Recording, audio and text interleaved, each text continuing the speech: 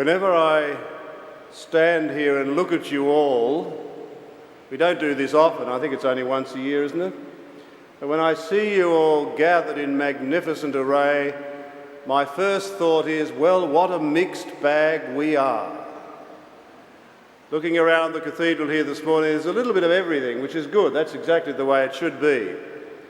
A bit of this and a bit of that. But for all our vast diversity, this curial mob, there's one thing that is true of absolutely everyone sitting here now, and even the ones standing. I can tell by looking at you that you're all sinners. And you can tell by looking at me up here that I'm in the same category. We're all sinners. This is the uncomfortable yet liberating truth that we stand before in these days of Lent, but particularly today. It's just by chance that we happen to have this gathering on a Friday in Lent, and a Friday in Lent has a particular intensity about it, a certain clarity of vision when we stand in the light of the cross and we say simply, we have sinned. Now, by saying that we have sinned, we're not just saying we've broken the rules. It's not just a matter of breaking the rules. Sometimes it can look like that in the church. We've got rules, and if you break them, you're out. Well, you can forget that, or at least look far beyond it. When I say that everyone here this morning has sinned, or perhaps is sinning, I'm taking my cue more from the words of Jesus that we've heard. Anyone who's angry with his brother and sister will answer for it. Well, I won't ask you to put up your hand if you have been angry with your brother or sister, but I suspect it's true of all of us. And if anyone calls his brother or sister fool, they will answer for it. Well, again, we mightn't have said the words, but in our hearts sometimes we've said, he's a fool, she's a fool, or the other word that Jesus uses, renegade. I mean, there are other ways of saying that in Australian idiom, but let's take renegade. Again, in my heart, there are times when I've said that she or he is renegade, a crook, outsider, and you'll answer for it in hellfire. What I'm talking about then, and really I'm taking my cue from the Lord, is sin as that which destroys the human being, because you see, anger is a fire that consumes. So too is the negativity that has me calling other people fool or renegade. In the end, it's that which destroys me. It turns my heart of flesh into a heart of stone and leaves me lining up, therefore, among the living dead, among the zombies. Faced with the fact of sin, we can be tempted to one of two responses, both of them seriously uncreative. The first is despair. The second is denial. I can deny that I've sinned. It's my only way of coping with the fact. Well, the fact that I deny my sin doesn't mean to say it doesn't do its damage. Of course it does. It's like having cancer and you deny that you've got cancer. The cancer still does its work better than ever once you deny it. Similarly with sin.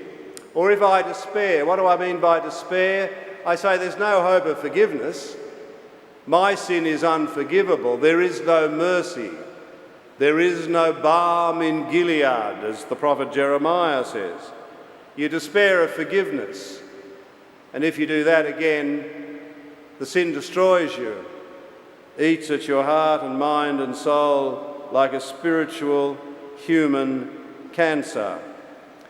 Here today, and particularly on this Friday in Lent, in the year of mercy, look at the banners. We are those who neither deny nor despair. What we celebrate here today is mercy from a merciful God who calls us to be a merciful church, not a merciless church, as we can be at times, but a merciful church in a merciless world.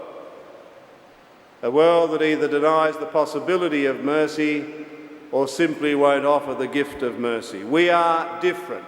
Working in the church, as you do and I do, working for the church, if you like, though we don't just work for the church, but people in our category are like people in any other work environment. There's a lot that's very similar, but there is something that is different. And this is the day of difference as we gather to celebrate the Eucharist of Christ. Not everyone does this. And when we do it here this morning, we're saying there is something different about us, the call that is made to us and the work that we do as a result. And at the heart of the difference there is mercy. If this great operation, the Roman Catholic Church and its Curia, gathered here in full panoply this morning, if we are not in some genuine sense ministers of mercy, then we are in serious trouble. There is a real contradiction at the heart of what we are and what we do. And I mean, first of all, being merciful to each other. We can be merciless with each other. Simply shrug the shoulders and say, that's the way the world is. There's nothing I can do about it. Well, there is. It's not the way the church is because it's not the way God is. So our first call, indeed duty, is to be merciful to each other. And that then provides the base from which we can become a church that is merciful to the whole world, that sees sin as God does, turns away from nothing, sees sin with a very clear eye, but sees so much more. And therefore, like Christ, says to those who have sinned, as we have heard in the depths of our own heart, your faith has saved you. Go now in peace and sin no more. Amen.